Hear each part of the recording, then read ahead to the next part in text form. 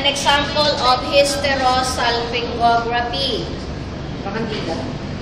Kandila. Ito yung speculum. Okay? So, ito yung pinapasok sa vaginal canal para ma-open yung kanal. Para maipasok yung catheter o kaya yung cannula. Papunta doon sa may cervix.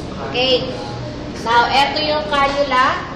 Kung ang cannula ang gagamitin, ito yung ipapasok sa may cervix. Okay, this one. Ito parang may screw na yan.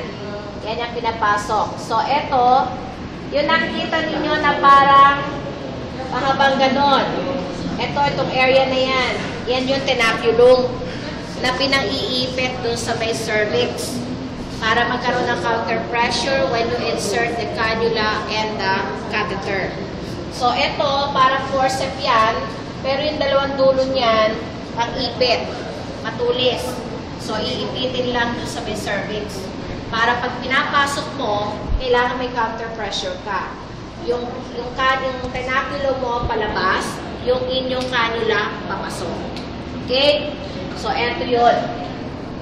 And this is the cannula and of course the speculum. Eto yung speculum. And this is portion of the uterus.